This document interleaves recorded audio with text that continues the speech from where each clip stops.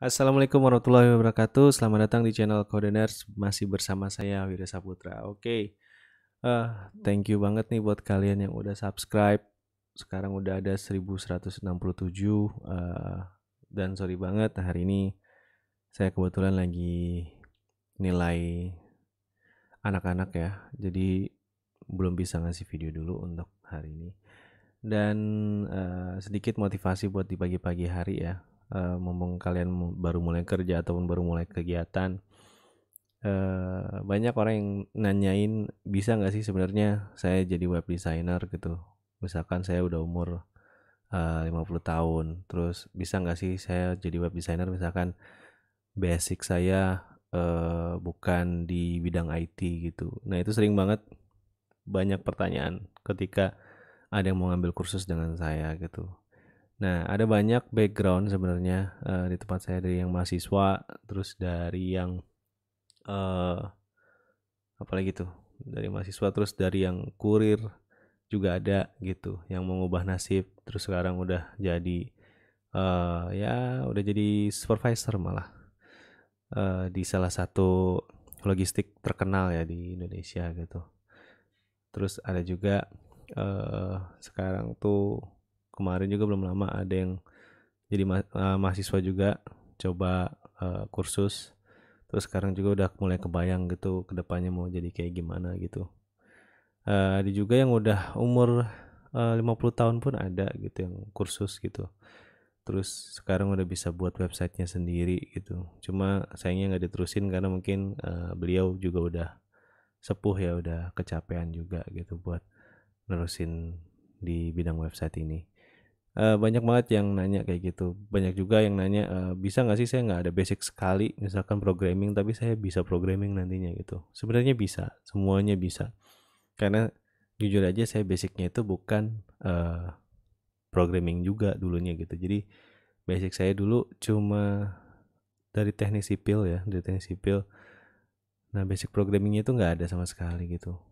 Terus untuk desainer juga saya dulu even kayak ngebuat kotak aja dulu saya nggak bagus gitu, terus ngegambar orang, terus ngegambar kayak objek gitu, itu nggak bagus gitu.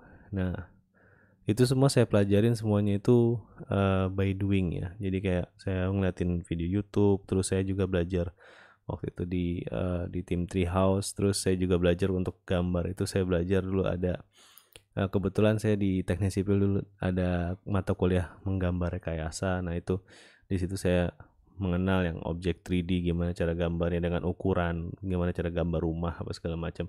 Dan ternyata semua itu ada ukurannya. Dan ketika kalian itu udah terbiasa, itu udah otomatis gitu. Jadi kalian udah nggak perlu ngukur-ngukur lagi, ngebangun ngegambar objek, misalkan objek kotak ataupun objek misalkan logo.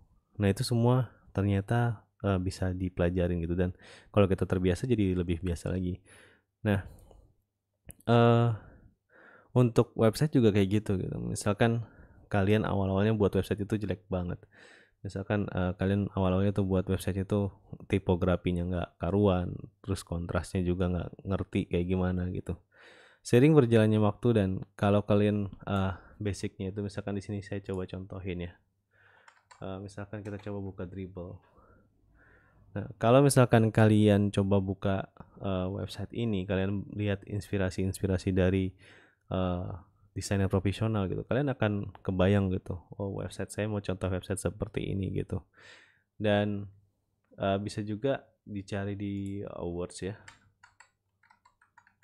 Nah, bagi kalian yang mungkin mau coba desain untuk yang misalkan website HTML ataupun CSS, nah sebenarnya kalian bisa triknya kayak gini ya untuk bisa itu. Misalkan contoh, saya pengen bisa dong untuk buat website yang simple tapi kelihatannya bagus gitu. Nah, kalian mungkin bisa cari websitenya. Misalkan kita cari di sini, nggak ada yang simple ya. Sini bagus-bagus semua nih. Oke, kita coba cek websitenya. Nah, misalkan seperti ini ya. Kita mau contoh, misalkan kita lihat aja, oh ini teksnya kelihatan enak gitu. Gimana sih caranya? Mungkin kita bisa klik kanan, inspect. Ternyata dia pakai font apa sih gitu. Kalau kita penasaran kita tinggal cari gitu ya, font yang dipakai sebenarnya apa sih gitu ya. Jadi nanti pas kalian nemu, oh iya Helvetica New, ternyata ya makanya Helvetica New nih. Nah terus jarak antar masing-masing elemennya ini berapa gitu. Nah kalian sebenarnya bisa cari nih, bisa kayak gini ya. Nah di sini kalau misalnya kita lihat, dia ada jarak space-nya itu berapa gitu, bisa kita lihat. Kita cek, oh ternyata margin bottom yang dipakai, marginnya itu yang dipakai itu untuk bawahnya itu 20 pixel gitu. Nah yang kayak gini-gini, nah ini yang bisa kita contoh gitu. Istilahnya bisa by doing lah, misalkan untuk yang kayak gini kira-kira space-nya berapa ya supaya kelihatannya enak gitu. Karena ini tuh ada ilmunya semua gitu. Kayak space, terus kayak composition, terus kayak estetik, semuanya tuh ada semua ilmunya gitu. Bahkan typography kayak contoh kayak yang ini. Nah, ini kita bilangnya kontras gitu. Kalau misalkan judul sama, kalau kalian perhatiin gitu ya, judulnya itu kelihatan lebih expose dibandingin sama yang teksnya gitu. Karena ada beberapa judul yang kalau kalian lihat nih, ada beberapa judul yang warnanya itu sama gitu. Jadi antara judul sama teks itu kayak langsung gimana ya, kelihatannya sama aja gitu. Jadi exposure-nya nggak ada. Nah biasanya kita mainan di exposure itu buat apa? Supaya orang lebih jelas mau bacanya dari mana dulu gitu. Dan ini semua bisa dipelajarin gitu. Jadi kalian nggak usah takut, kita nggak bisa gitu.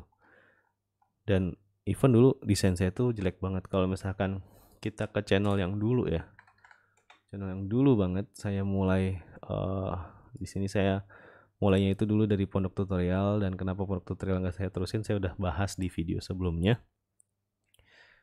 Dulu itu video saya itu kayak gini. Jadi kalau misalkan bisa dilihat, ini udah 4 ribuan gitu, cuma saya tinggalin gitu, sayang banget kan. Mungkin nanti saya akan coba terusin, tapi saya akan coba ngedrive ke Codeners. Nah di sini kalau misalkan kalian lihat, waktu pas awal-awal banget saya buat itu websitenya ya apa adanya gitu. Bahkan waktu itu belum mengenal spesi juga, terus belum kenal. Nah kalau misalnya lihat kayak gini tuh, masih sederhana lah gitu, masih belum terlalu kompleks gitu. Walaupun pada saat itu saya sudah mengenal font ya, tapi untuk komposisinya saya masih belum bagus pada saat itu. Nah kayak gini, tapi udah kelihatan lumayan lah gitu. Jadi untuk kalian yang mungkin mau coba belajar ya, nah contoh yang ini deh, saya coba buka ya. Oke, nah ini tuh saya buat, jadi kalian bisa datang ke sini juga gitu. Nah kalau misalkan kita contoh seperti ini ya, kalau kita nggak belajarin kontras, di sini bisa kelihatan nih, di sini antara judul sama text descriptionnya itu kayak kelihatan, jadi mata langsung pas ke sini tuh kayak mix gitu, jadi nggak tahu fokus yang mana, walaupun even yang ininya udah di bold gitu. Jadi yang kayak gini-gini tuh ada ilmunya sebenarnya semuanya, kayak space-nya harus berapa gitu, komposisinya harus berapa. Dan itu saya pelajarin pas waktu saya kerja. Waktu itu ketemu sama Mas Trinugraha. Nah itu salah satu lead saya dulu. Nah dia udah ngajarin banyak hal tuh, terutama masalah space, terus masalah kayak apa ya, precision apa segala macam. Nah itu diajarin sama dia. Nah jadi banyak belajarnya tuh di situ gitu. Jadi ketika kita udah beralih ke yang ini nih, ke video, kita coba balik lagi ke channel Codeners ya. Sebenarnya channel saya ada banyak banget. Nah cuma yang saya jalanin ini channel keluarga saya A2WS. Ini fokus ke memasak.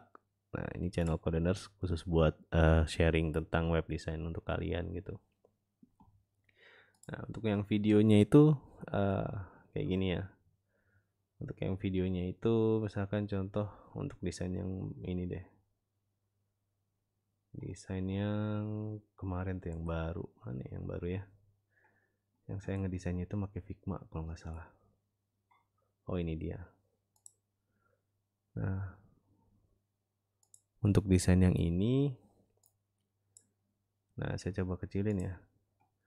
Nah ini saya pas udah mengenal yang namanya space, saya udah mengenal yang namanya kontras gitu. Jadi hasilnya juga harusnya lebih bagus ya, lebih rapi gitu. Lihatnya juga jadi lebih enak. Terus presisinya juga kelihatan gitu antara komponen satu dengan komponen yang lain. Ini juga sama. Jadi kayak gitu ya. semua itu bisa kalian pelajarin. Jadi kalian gak usah takut nggak bisa gitu ya. Kalian gak usah takut nantinya.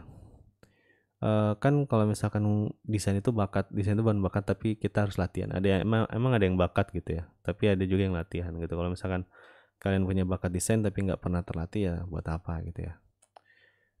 Dan waktu itu prosesnya untuk jadi desainer itu berapa lama gitu ya, dari awal banget saya mulai sampai sekarang gitu. Sampai sekarang pun saya masih tetap belajar, karena kan dulunya kita makainya balsamik. Nah sekarang tuh udah makainya tuh udah make Figma. Dari balsamik ke sketch ke Figma gitu. Sempat juga pakai Adobe XD, cuma Adobe XD itu nggak sebagus Figma gitu. Yang paling bagus tuh Figma sekarang. Even dengan fitur yang gratis itu bisa gantiin Illustrator gitu ya. Terus juga setelah saya bekerja hampir 5 tahun di salah satu e-commerce gede di Indonesia sebagai web designer sampai sekarang jadi lead ya. Nah itu saya mulai belajar bukan lagi ngebuat sesuatunya itu dari nol terus jadi bagus gitu. Karena kalau membuat sesuatu dari nol jadi bagus itu gampang. Yang lebih susah adalah membuat dari sesuatu yang ada dijadiin jadi bagus. Nah itu susah. Nah itu saya belajar banyak di tempat saya kerja ini gitu. Di situ saya belajar banyak tentang gimana caranya ngubah sesuatu yang udah ada nih, yang udah ada, dan misalkan itu saklek banget gak bisa dirubah, tapi kita cuma bisa optimize di beberapa bagian. Nah di situ makanya saya ngebuat video yang ini. Mungkin yang ini ya, website dari nol. Waktu itu saya bagiin, cuma sayangnya ini soundnya kurang begitu bagus gitu ya. Nah ini sebenarnya kalau misalkan kita coba perdalam ya, untuk yang WordPress si template 2020 ini. Nah ini sebenarnya ada banyak banget fiturnya gitu kalau kalian gali lagi, dan even bisa jadi lebih bagus lagi nih dari yang ini gitu, dari yang sekarang kita buat gitu. Karena dengan fitur Gutenberg itu bisa kita tinggal klik kanan terus drag and drop doang gitu. Terus juga untuk columnnya juga jadi lebih gampang gitu, kalian gak usah ngoding dari awal, semuanya udah ada di sini gitu. Nah kita belajar dari situ. Jadi semenjak saya udah mulai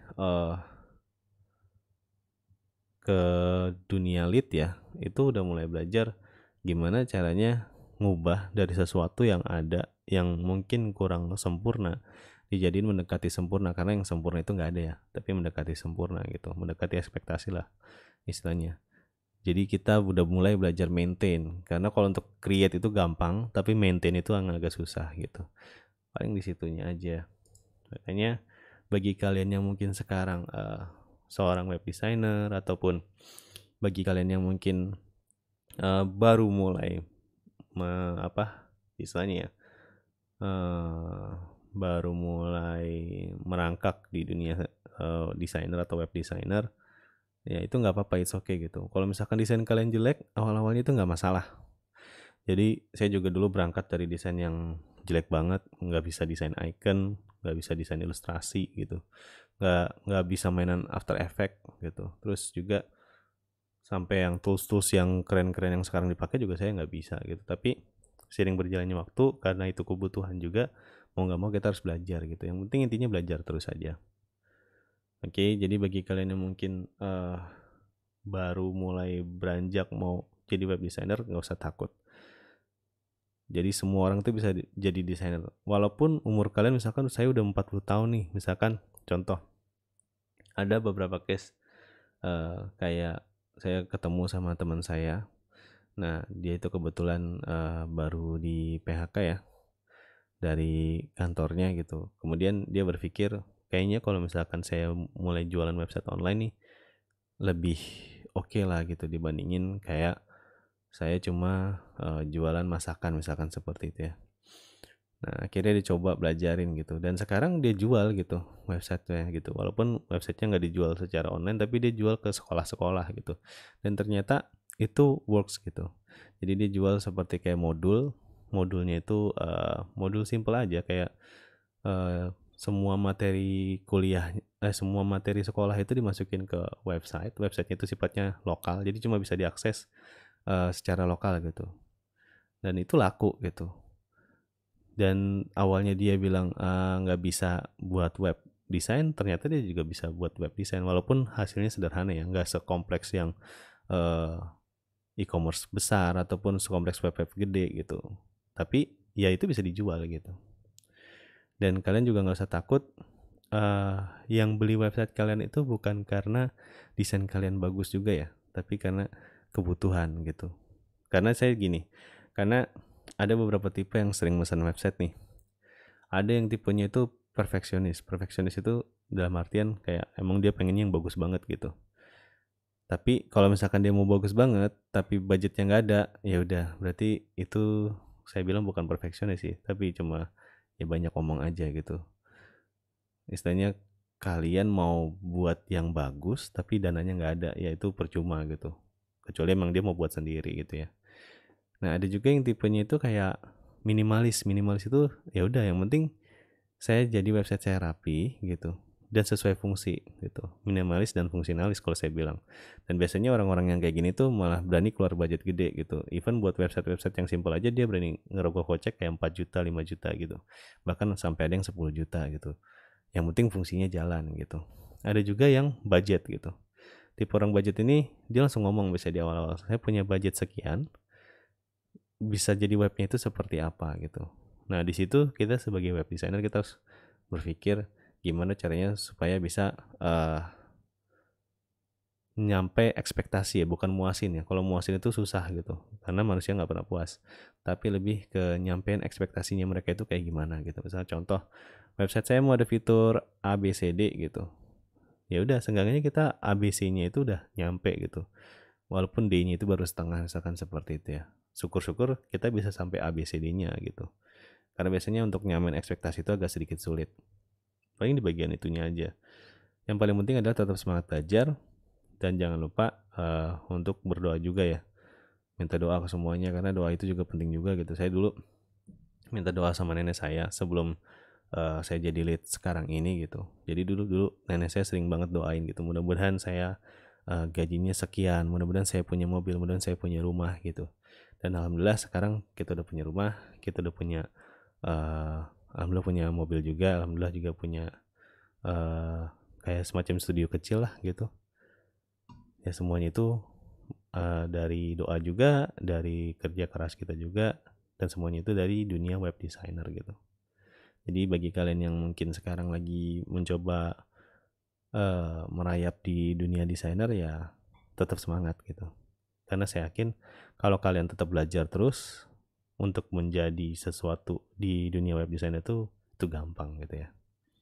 Oke, jadi hari ini nggak ada video tutorial sama sekali ya. Jadi ini cuma ya pagi-pagi sambil ngasih inspirasi aja buat kalian semua. Semoga bisa bermanfaat. Nah mungkin di besok saya akan coba beri tutorial lebih kayak saya menerusin PHP deh kayaknya. Habis PHP itu jadi saya rencananya mau ngasih tutorial kayak login, terus kayak gimana caranya upload video atau upload file gitu kan ke dashboard nantinya. Terus lebih ke desain-desain web juga gitu supaya kalian lebih terlatih lagi. Oh ya, bagi kalian yang mungkin belum subscribe, saya lupa. Subscribe dulu ya. Tinggal subscribe, klik loncengnya. Karena itu gratis. Siapa tahu nanti kedepannya tuh YouTube bakal berbayar nih buat subscribe. Nah enaknya kalau subscribe itu apa sih gitu. Makanya orang sering banget YouTuber nanyain tuh kayak sering banget dia bilang ayo subscribe gitu. Karena kalau misalnya kita subscribe nanti langsung ada tuh ke email kalian notifikasi gitu. Ini saya udah upload video baru ini gitu. Jadi nanti kalian lebih enak gitu. Jadi kan kalian gak harus pantengin gitu. Kadang kan kalau misalkan orang yang niat banget gitu buat belajar lagi semangat-semangatnya nih dipantengin terus tuh di reload gitu kan capek. Mendingan di subscribe aja gitu ya. Terus bagi kalian yang mungkin mau gabung di channel Telegram, mau nanya-nanya, terus saya juga biasanya bagi aset di sana, itu bisa ke channel Coderners di Telegram ya. Jadi nanti bisa ke sana. Terus saya juga minta tolong untuk like videonya Kenapa? Supaya bisa ngebantu video yang bermanfaat ini bisa jadi di urutan teratas ketika orang mencari tutorial-tutorial tentang pembuatan website ataupun PHP ataupun mungkin mencari inspirasi tentang web designer. Oke, thank you banget buat kalian yang udah subscribe. Saya apresiasi sekali buat kalian yang udah like juga, yang udah komentar. Dan bagi kalian yang mau coba request website, bisa coba ditinggalin komentar aja. Siapa tahu nanti komentar kalian tuh terpilih untuk diwujudin website desainnya yang mau seperti apa gitu ya. Oke, saya Wiri Saputra undur diri. Wassalamualaikum warahmatullahi wabarakatuh. Sampai ketemu di video selanjutnya ya.